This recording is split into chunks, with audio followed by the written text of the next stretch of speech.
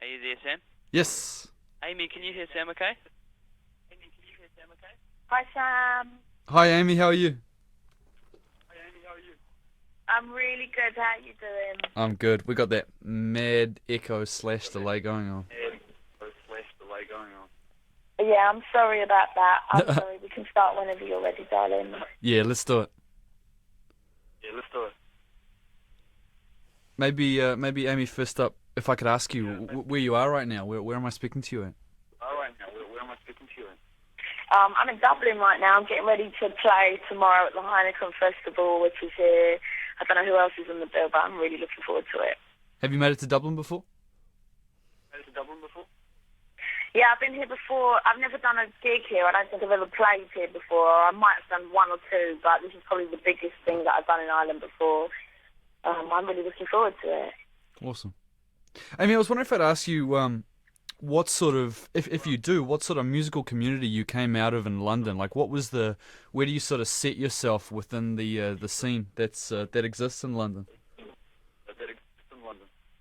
I'm not really sure. I mean, there's certainly a strong base of musicians like myself who are young, who are doing soul music and doing jazz and combining it to do something. But for myself, I didn't really come from anything. I came from my house, really.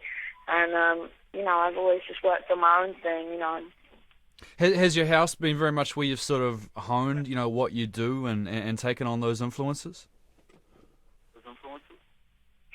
Yeah, it's important to have a base where you live, and can work from easily. And yeah, I have that. And when my studio is finished, I'll be able to do anything from there. Yeah. Yeah. Well, what did as far as London being a multicultural city, how did that play into the music you were able to get in contact with, or the gigs you were able to check out, and so on? Well, I'm lucky. I mean, coming from the city, I'm really lucky because in London, you do get everything. Your eyes are open, and it's to the extent where you don't even realise that you are privileged to live in a city. I've been really lucky to catch some wicked acts. And I don't know. I like living where I live. There is a real multicultural place. I'd be bored to shit if I woke up and walked out of my house in the day and everyone looked like me or variations of me. So it's nothing. So you've never had that?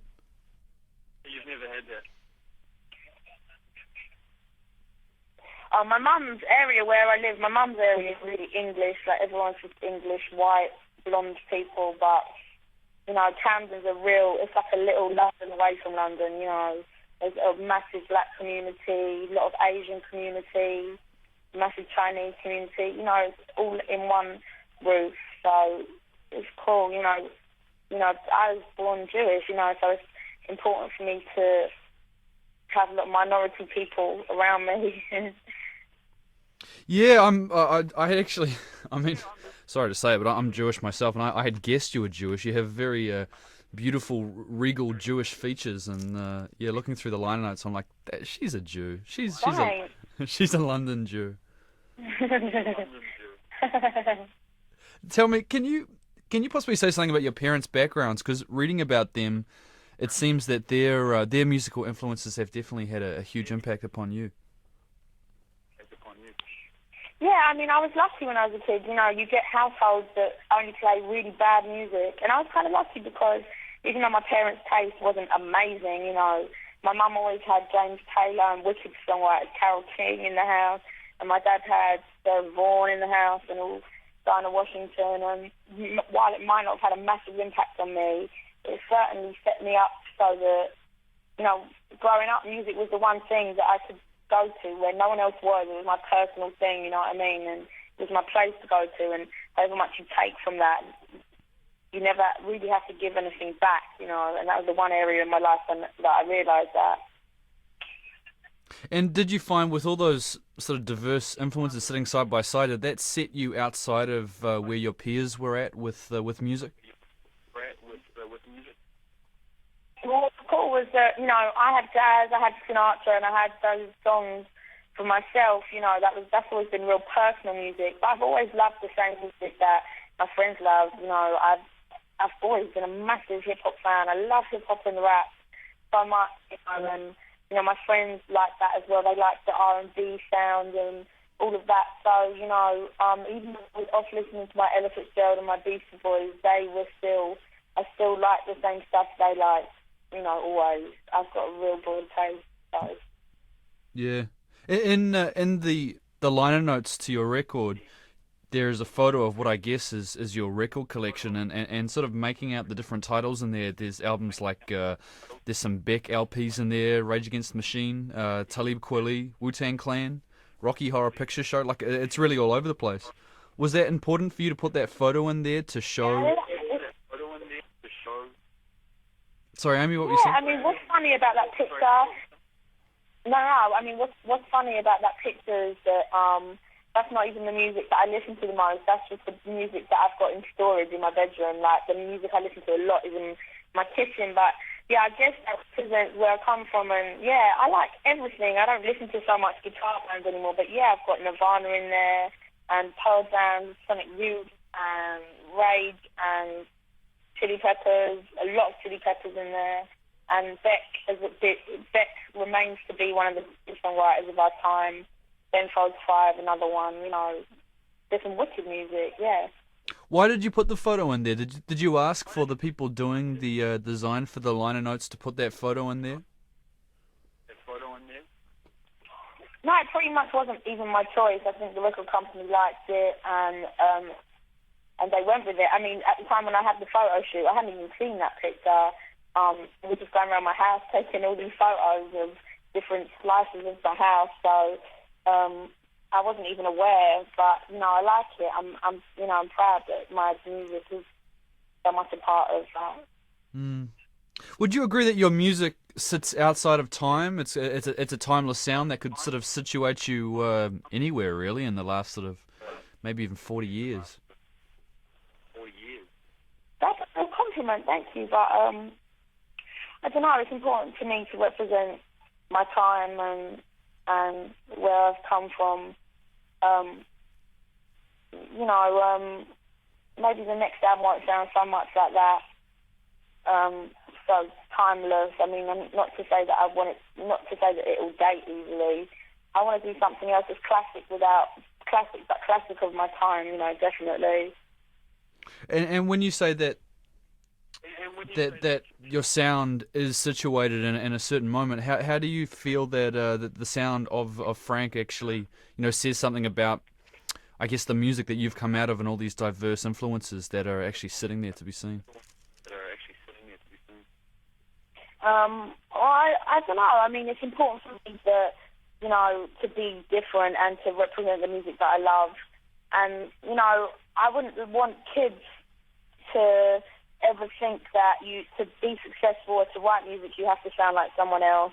And I guess that's what I'm trying to do, is just show people, and, young people in particular, that, you should be yourself and you should represent your own kind and people that are like you, because that's what's important in this life, is to just be a real person, And I think my music is the reason people might identify with it, if they do, is because it's just honest. Like, I'm just being dead honest about what I feel, so.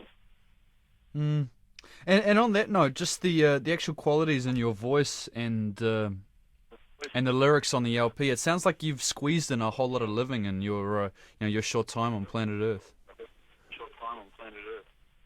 I guess it took me about 4 years to write the album, and so I had a whole bunch of fucked up man stories to go on the album just from that. So, yeah, I guess so. I mean, writing the second one, I hope I still have, that amount of stuff to write about. I do so much work now, promo and all that, that it kind of takes away from that. But I would like to have my life back and write some cool songs about things that people can relate to, for sure. Does it make sense that, even though you said that all this round of promo and so on is taking time out of your day when you could be making songs, is it likely that these same experiences are going to then feed back into round two? Say again, is it likely that? Is it likely that everything that's going on in your life right now in terms of promoting the record and everything that comes with this will feed into your new material? Well, the thing is, you know what? People always make records about. People always make their second record or their comeback record, or whatever. They always write about the press, and media, and that journalists, and that's really not interesting to me. Even if I was a journalist, I wouldn't want to hear a song about a journalist. So, I don't know. You know, that's why I'm saying I need to get back to my life, because I don't want to write anything to do with the industry that I work in. It's just a job. You know, I don't want it to be my life. So I would like to continue my life outside of that. And I always want to write songs that people can relate to. And I can't be writing songs about, I was with this journalist who chatting shit, because people will be like, well, I don't talk to journalists every day. What the fuck are you talking about?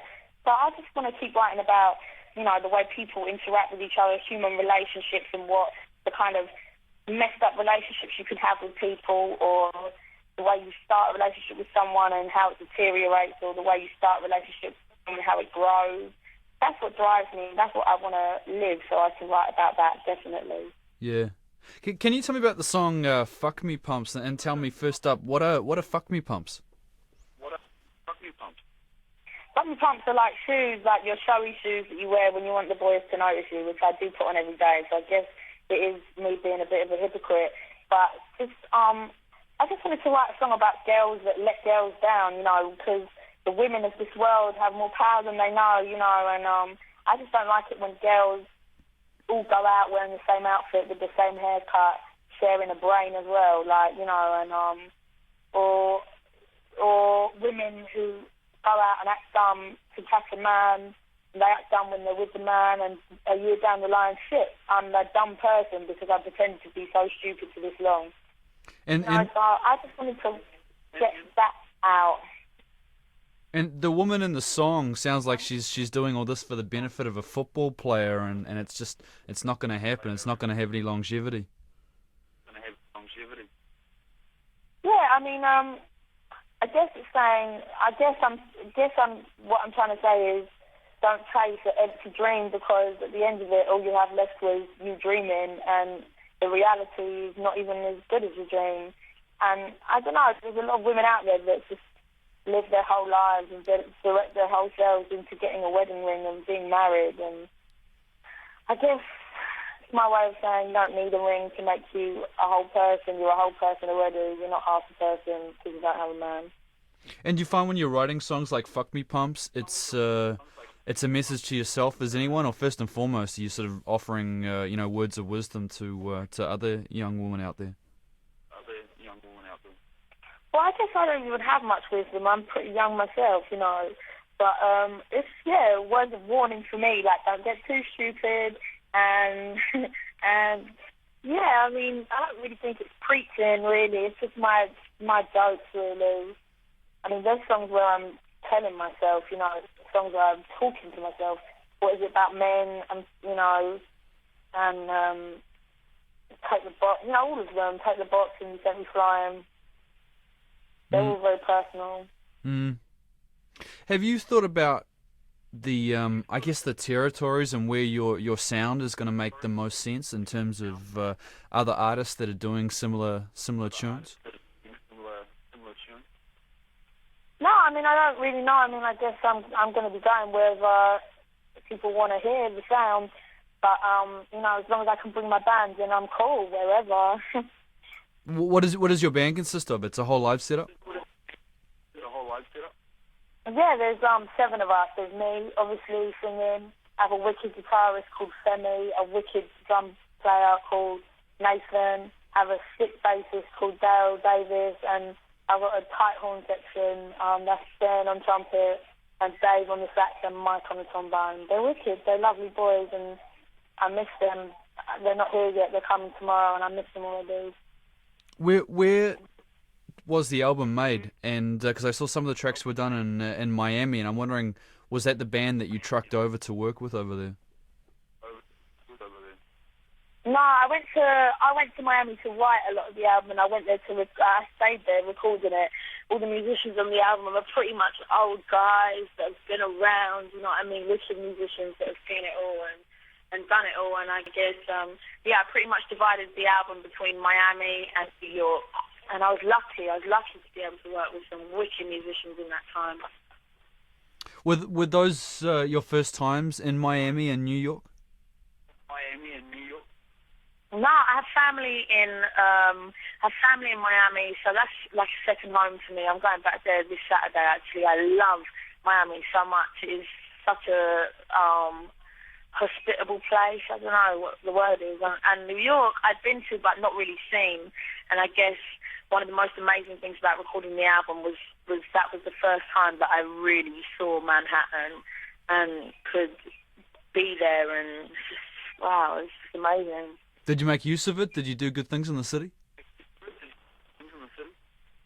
Yeah, I mean, I didn't really have that much time. I was working so hard, but yeah, I saw some wicked stuff. I went to a Bilal show in New York, and I met my favourite rapper of all time, Mos Def, at that show. And So who was your favourite rapper? Favorite rapper? Mos Def. Oh, choice. Oh, sure. Yeah, so You had a conversation with him? Had a conversation with him? Yeah, I mean, he's living in London at the minute. He has a film he's filming in London, so I can see him while he's in London, even though I'm not there right now. Yeah, I mean, he's my boy. It's mad. He's like my favourite rapper of all time, and he's someone I can just call and be like, "Hey, Mos, what are you doing?" It's crazy. Yeah. When you're traveling to the States to have this this band of slick, older musicians playing with you, and you've already got these tunes you're taking over, what does it mean to actually, pull these performances out of them and hopefully, gel with their sound as quickly as possible so that you can record these tunes? Well, it's amazing. I mean, they're the best because it's an unspoken thing, and they are musicians who you don't have to talk to them to get them to do something first. They just do it, and they show you how it's done. There's a reason why they've been around the block for 40 years, and you learn. I learned so much. I mean, I hope I never stop learning, but I think they might have taken all the learning out of me when I was on my album because they just showed me so much. They really did. So by the time I had to come back to England when I'd finished recording the album and I had to put my own band together, I had good ideas. I had strong ideas about what I wanted and definitely strong ideas about what I didn't want, yeah. Mm. With recording these songs, what's the process for you to actually get in the zone when you're ready to, sort of record what are going to be definitive vocal performances from you? Well, if I think about it like it's going to be a definitive vocal, then I can't do it. I guess for me it's really psychological, and I just have to be feeling the music. I have to be focused on what I'm trying to do, and once I have a focus, it's strong. My instincts are strong musically, but it's just my concentration skills are not what they could be or what they used to be. So I just have to work on that. Is the producer involved with actually talking you through that process, or is it very much, self-initiated? Yeah, very much so. I mean, the Salam skill doesn't just lie in having the most appropriate beat. He's also someone who will draw you out of yourself completely, talk to you until you've got something you can both work on, and always trying to get in your head before you even know what's going on, and that's important to him, and that's what makes him such an amazing producer. Salam is someone who cannot play an instrument to standard, but he can convey what he wants on pretty much any instrument under the sun, and he can do it good enough to a musician that the musician will be able to just go and just do it. And Salam is such a skilled man. Could I possibly ask you to name check Salam's first name and mention some of the productions that he's worked on in the past? Salam Raimi is like a massive. He's done a whole mess of dancehall. I think his first big tune was that in Ikomozi, Here Come the Hot Stepper tune, and he did Fuji La with the Fugees. He worked a lot with the Fugees, recording with them, and he's continuing to work with Lauryn Hill on her studio album, her second album, and he's just done so much. I think the stuff of his that I first heard that I loved was probably the stuff he did with Miss Dynamite, who was from the same area as me. But she's primarily an MC, and when I heard what he'd done with her voice, when I heard the way he'd drawn her out of herself, and make her sing. She had just had the beautifulest tone, the richest tone, and to think that he had done that for her because of his talent as a songwriter. It was just amazing to me, and I think that was the thing that made me want to work with him the most. Yeah. What was the inspiration for In My Bed, taking the beat that he cooked up for Nas on Made You Look, like actually adding in that breakbeat? Yeah, I guess he still had the loop for Made You Look in his drum machine. Maybe 5 months down the line, Nas had used it, which was when I was there. 5 months after Nas was there, when I was there. And the chords were kind of Spanishy for In My Bed. We already had a Spanish vibe, and I had a vibe for the lyrics. Like I wanted to write the definitive sex with your ex song, which is really what that is. And pretty much we were just doing it out on the big speakers, and he just hit that drum machine, and the loop just fitted so well over it. So I was just like, okay, cool. And that was it. Yeah. Was Nas kicking around the studio in Miami at any time? No, I've never met Nas. I've never met the man. We share a birthday, though, I heard. Really? I would love to meet him. I would love to meet him. Yeah, I would love to do something with him. I think he's in New York right now, and I'll be in Miami. But, I know him and Salam are close, and maybe I can talk to him through Salam. But he's another one. Between him, Mos Def, and Busta Rhymes, they've got to be my favourite 3 rappers right now. Yeah. Are there people in the UK you make a point of checking for and their work? Yeah, there's some wicked UK artists. We have Soweto Kint, the wicked saxophonist from Birmingham, and there's Terry Walker, who's wicked. Ty is an amazing poet. He's an amazing wordsman. And Roots Maneuver, I'll always be checking for, always. Yeah. You see any possibility that those scenes or those artists that you name check, there'll be more crossovers with the garage world in the future, when they'll just sort of morph into one kind of UK hip hop sound? Well, I don't think UK garage and UK hip hop are the same thing at all. Like, they are such two opposing forms of music, and while someone like Ty will incorporate something like beats that Gareth likes in his music, he'll always be a UK hip-hop head, and he'll always be probably the first to tell you that. And it's the same with Roots Maneuver. Like, he'll muck around with beats, but he put UK hip-hop on the map, and that's where he will always be.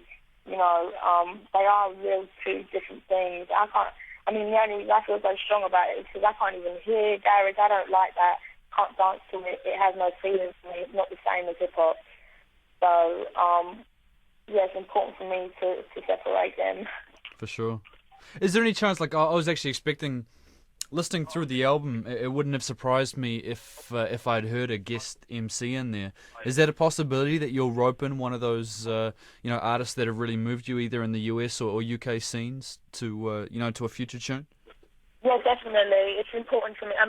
I'm a jazz singer, but hip-hop is as important to me as jazz. I just happen to be a jazz singer because that's what I sound like, and because I don't rap. But it's important to me to make beat-driven jazz, and, incorporated in that is spoken word. Spoken word is such a massive, massive important part of anything, any kind of movement, musically. I would love to work with, there's so many people I'd love to work with. All the rappers I just named is definitely people that I would love to work with. Yeah, I think Mos Def on a tune with you would make a whole lot of sense. I think I would die. If I never got in the studio with Mos Def, I would die. Yeah, I can see that. He's a hero to a lot of people, though. Like he hasn't been the most prodigious in terms of material, but he's held in high esteem by so many different folk. Yeah. That's so true. His album I've had since it come out, 5 years I've had his album, and I still listen to the shit at least 3 times a week. It hasn't dated for me. I still hear new things in it every time I hear it, and he just represents people, real people, on so many levels. He released a mixtape in New York a couple of months back that you should try and track down from him. It was actually articles done about. Yeah, I'd love to hear that. Did you get a copy of it?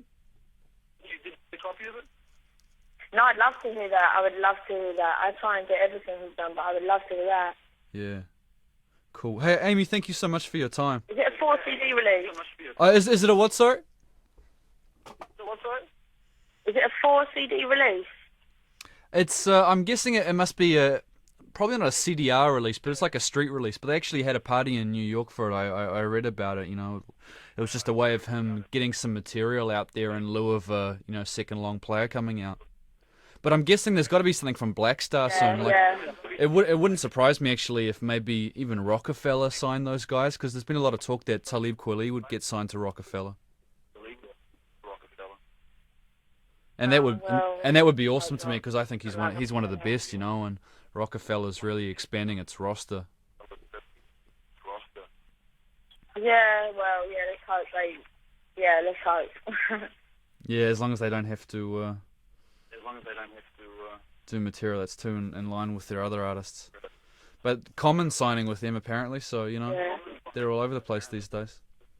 Oh yeah, I heard that. So that's all good, you know. It's cool for labels to... Thank you so much for your time, darling. Thank you. Enjoy your show in Dublin. Alright, darling, see you. See you, Amy.